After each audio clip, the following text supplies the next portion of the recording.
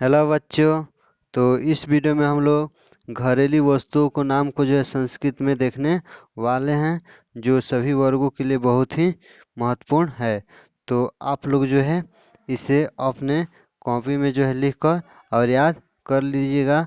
उसमें से कुछ आप लोग को स्क्रीन पर दिखा दिया गया है, जैसे पलंग, चौकी, खिड़की, खटिया, खपड़ा, फाटक, लोटा, राख, छाता, टोकरी, बाल्टी, चम्मच, कढ़ाई, चटाई, लोढ़ा, बोरा, सीढ़ी, चूल्हा।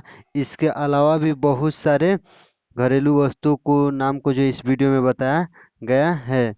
तो आप लोग जो है वीडियो को अंत तक देखिएगा। तो चलिए हम लोग स्टार्ट करते हैं।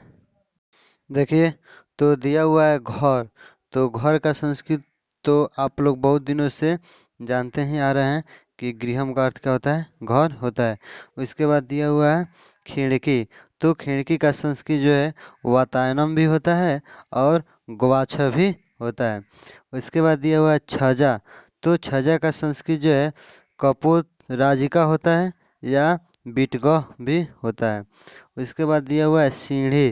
तो सीढ़ी का संस्कृत जो है निश्रेणी भी होता है और सोपानम भी होता है। उसके बाद दिया हुआ है चबूतरा। तो चबूतरा का संस्कृत जो है चतुरम होता है। आगे देखिए। देखिए उसके बाद दिया हुआ है चहार दीवारी। तो चहार दीवारी को हम लोग चार दीवारी भी कहते हैं।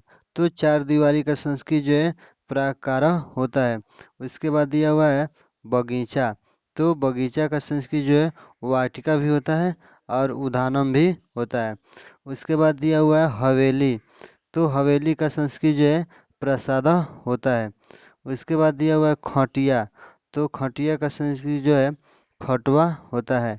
उसके बाद दिया हुआ है खूंटी। तो खूंटी का संस्कृत जो है नागदंत होता है।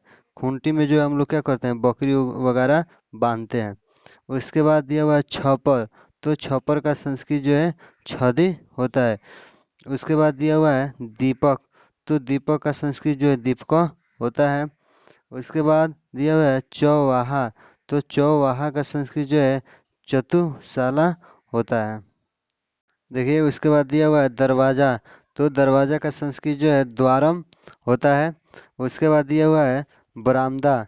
तो बरामदा का संस्कृत जो है अलिंदनम होता है। उसके बाद दिया हुआ है छत। तो छत का संस्कृत जो है छदी होता है। उसके बाद दिया हुआ है आंगन। तो आंगन का संस्कृत जो है अंगनम या अजीरम भी होता है। उसके बाद दिया हुआ है देहली। देहली को हम लोग डेहड़ी भी कहते हैं। तो उसका संस्कृत जो है देहली होता है। उसके बाद दिया हुआ है कुआं। तो कुआं का संस्कृत जो है कुपा होता है। उसके बाद दिया हुआ है महल। तो महल का संस्कृत जो है भवनम होता है। देखिए उसके बाद दिया हुआ है पलंग। तो पलंग का संस्कृत जो है पर्यंग का होता है। उसके बाद दिया हुआ है चौकी। तो चौकी का संस्कृत जो है चतुष्किका होता है। इसके बाद दिया हुआ है ईंट। तो ईंट का संस्कृत जो है इष्ट का होता है। उसके बाद दिया हुआ है खपड़ा।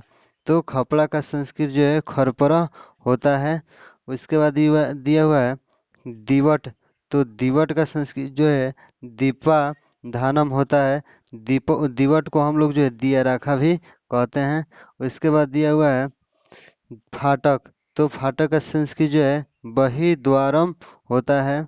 उसके बाद दिया हुआ है खाई। तो खाई का संस्कृत जो है परीखा होता है।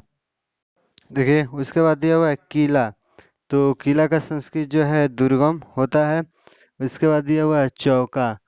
तो चौका का संस्कृत जो है महानसम होता है। उसके बाद दिया हुआ है उखल। उखल को हम लोग ओखली कहते हैं। तो उसका संस्कृत जो है उलुखलम होता है। उसके बाद दिया हुआ है चलनी। तो चलनी का संस्कृत जो है तितऊ होता है या छलनी होता है। उसके बाद दिया हुआ है लोढ़ा। तो लोढ़ा का संस्कृत जो है पेशनम होता है। देखिए उसके बाद दिया हुआ है चटाई। तो चटाई का संस्कृत जो है कटा होता है। उसके बाद दिया हुआ है लोटा। तो लोटा का संस्कृत जो है जल पात्रम होता है। उसके बाद दिया हुआ है थाली। तो थाली का संस्कृत जो है अस्थालिका होता है। उसके बाद दिया हुआ है ग्लास। तो ग्लास का संस्कृत जो है लघु पात्रम होता है। उसके बाद या पान पात्रम भी होता है या चस्का भी होता है। अर्थात ग्लास का संस्कृत जो है लघु पात्रम भी होता है, पान पात्रम भी होता है और चस्का भी होता है। उसके बाद दिया हुआ है घड़ा। तो घड़ा का संस्कृत जो है घटा होता है। उसके बाद दिया हुआ है तवा। तवा का संस्कृत जो है कंदू होता है। उसके बाद दिया हुआ है सूप। सूप को हम लोग सूपा भी कहते हैं। तो सूप का संस्कृत जो है सुरपा होता है। देखिए उसके बाद दिया हुआ है हांडी। तो हांडी का संस्कृत जो है हंडिका होता है। उसके बाद दिया हुआ है राख। तो राख का संस्कृत जो है भस्म होता है। उसके बाद दिया हुआ है बिस्तर। तो बिस्तर का संस्कृत जो है आस्त्रम होता है या शस्त्रम होता है। उसके बाद दिया हुआ है चादर। तो चादर का संस्कृत जो है प्रक्षदा होता है। उसके बाद दिया हुआ है आईना। तो आईना का संस्कृत जो है दर्पण होता है या मुकुरा होता है। उसके बाद दिया हुआ है जूता। तो जूता का संस्कृत जो है उपानह होता है। उसके बाद दिया हुआ है बोरा। तो बोरा का संस्कृत जो है गोणी होता है। उसके बाद दिया हुआ है छाता। तो छाता का संस्कृत जो है छत्रम होता है।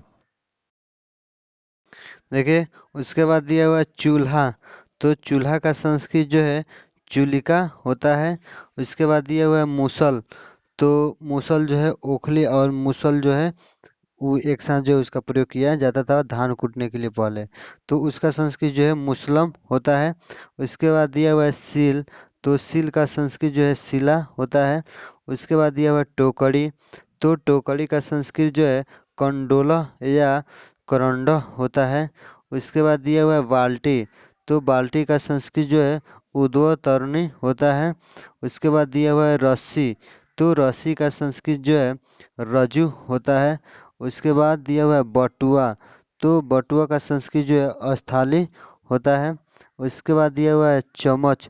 तो चम्मच का संस्कृत जो है दरवी होता है। देखिए उसके बाद दिया हुआ है बर्तन। तो बर्तन का संस्कृत जो है पात्रम होता है। उसके बाद दिया हुआ है कढ़ाई। तो कढ़ाई का संस्कृत जो है कटाह होता है। उसके बाद दिया हुआ है झाड़ू। तो झाड़ू का संस्कृत जो है समाअर्जनी होता है। उसके बाद दिया हुआ है सकोरा।